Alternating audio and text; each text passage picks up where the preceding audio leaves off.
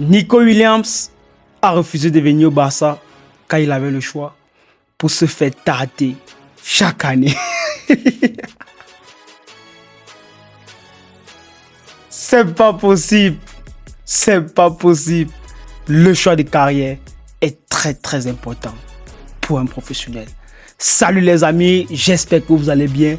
On se retrouve pour une nouvelle vidéo. Débrief du match entre le FC Barcelone et Atlético Madrid. Directement les gars. Il faut se le dire. Lamine Yamal te fait le meilleur match depuis 2 mois. Depuis 2 mois, c'est le meilleur match de Lamine Yamal, les gars. Soyons sérieux. Soyons sérieux. Même s'il n'a pas marqué, même s'il n'a pas fait une passe décisive, son match est remarquable. Son match est extraordinaire. Pas possible. Le mec t'a tout fait. 2 poteaux, passe là-bas, passe par là, dribble ici. Yamal, les gars. Yamal, c'est exagéré. C'est abusé, le mec. Depuis la Coupe du Monde, depuis sa blessure déjà au Barça, la saison dernière, il n'arrivait plus à retrouver ce niveau. En Coupe du Monde, il a fait une très mauvaise Coupe du Monde, ou bien encore, je peux dire, une Coupe du Monde passable. C'était pas son niveau. Et donc, avec les matchs même de préparation, on a tous vu comment Yamal n'était pas en forme. Il n'avait pas récupéré. Et c'est le premier match de Lamine Yamal qui prouve aujourd'hui qu'il est revenu. Il revient petit à petit. Il retrouve sa forme. Et le mec ne se sent même pas bien, les gars. On sent qu'il y a un problème. Il y a un problème. Mais Yamal, t'as tout bien fait ce soir, les gars. Tout bien fait. Quel magicien. Quel magicien. Oh là là là là là. Comment ne pas aimer le FC Barcelone? Comment ne pas supporter ce club? Encore une fois de plus, 2-0, victoire du FC Barcelone face à Atlético Bilbao. Un club qui n'est plus redoutable. Les gars, la Liga pour moi, ça commence à ne plus peser. Ça commence à ne plus peser. Real Sociedad, regardez leurs prestations. Atlético Bilbao, regardez leurs prestations. Ils n'arrivent même pas à crever nos filets. Ils n'arrivent même pas à crever nos filets, les gars. C'est encore dommage. Dommage de voir ça. Le niveau de la Liga se résume à 3 clubs. Je suis désolé. Ça se résume à 3 clubs. Real de Madrid, FC Barcelone, Atlético Madrid. C'est fini. C'est fini. Le débat est clos.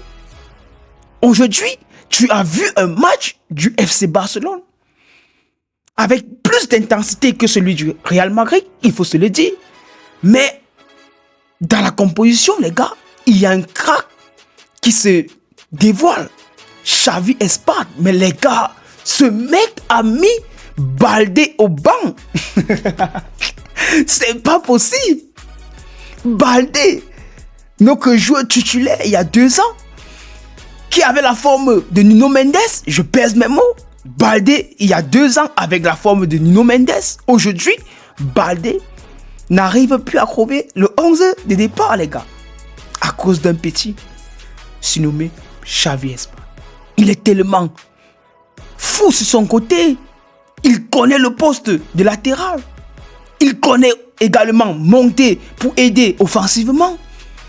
Il sait jouer dur. Il sait jouer avec la tête également. Il a cette capacité de défendre bien, d'aller trouver le dernier joueur avec une longue passe. Ce petit, les gars, attention, ça peut être l'un des projets du FC Barcelone comme poste de latéral. Formé par la Masia, encore une fois de plus. Formé par la Masia. Et voilà, c'est pas comme la Fabrica. C'est pas comme la Fabrica. Il faut faire venir 15 défenseurs pour épauler un club. Nous, on n'a pas besoin. Nous, on n'a pas besoin. On part, on pioche dans la Masia. Et nous, on est régalés. On est régalés. Les gars, encore une fois de plus, Xavi Espart, ce qu'il te fait, les gars, c'est remarquable. C'est très fort ce qu'il propose. Offensivement comme défensivement, il est solide. Il est solide, il sait se projeter, il sait jouer avec le milieu de terrain, il sait combiner en une touche, il sait chercher la profondeur, il a une intelligence de jeu. Il sait jouer au football, les gars. C'est ça qu'on demande à un latéral. Et Baldé encore de perdre cette forme. Peut-être qu'il va même partir après, peut-être qu'il va être transféré. Ça s'annonce très mal pour Baldé, les gars, parce que déjà à ce poste, Il y a Cancelo qui est revenu. Je ne vois pas Baldé comment il va faire pour récupérer son poste de titulaire. Il va perdre son statut dans la hiérarchie. Mieux vaut qu'il parte. Tout simplement. Avec Rafinha aujourd'hui, les gars, ce qu'il te fait en attaque. Regardez ce qu'il fait en attaque. Qualité de pressing comme d'habitude. Mais le déplacement, les appels de balles sont coordonnés. Il sait contrôler son dernier défenseur. Il a le réflexe et le repère d'un neuf. C'est ça qui est fou avec Rafinha. Mais Rafinha, ce mec, au FC Barcelone, c'est pas le même Rafinha au Brésil. Quand Rafinha au Brésil, tu as comme l'impression qu'il ne sait plus jouer au foot. Il perd ses qualités. Il continue seulement à courir. Tu peux le remarquer par sa course. Sa qualité de pressing au Brésil. Mais tu ne le reconnais plus dans la finition, tu ne le reconnais plus dans les déplacements, tu ne le reconnais plus dans la combinaison, dans le jeu.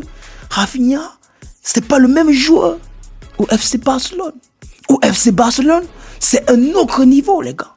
C'est le capitaine du FC Barcelone. C'est le meilleur buteur du FC Barcelone. C'est la référence dans le comportement, la qualité de pressing au FC Barcelone. Rafinha, tout simplement, c'est un crack. Au FC Barcelone, c'est pas la même personne, les gars. C'est pas possible, mec. Il peut jouer ailier gauche, ailier droit, avant-sacre, en 9,5. C'est-à-dire ce type, les gars. C'est très faux. Et donc, il faut bien le préciser. Rafinha peut aller chercher le soulier d'or en Liga face à Kylian Mbappé. Mais juste, il y a un point. Rafinha se blesse plus par rapport à Kylian. Rafinha, parfois, il peut arriver, nous on ne souhaite pas, que Rafinha ait une grosse blessure. Et là, Kylian Mbappé va profiter de cela pour dévancer en termes de statistiques. Mais sinon, Rafinha, pour moi les gars, avec le style de jeu du Barcelone, il a cette qualité de pouvoir plus marquer que Kylian Mbappé. Il a cette opportunité d'avoir plus de ballons pour faire la différence que Kylian Mbappé et aller décrocher ce soulier d'or. S'il ne se blesse pas, bien sûr. Rafinha, c'est un monstre.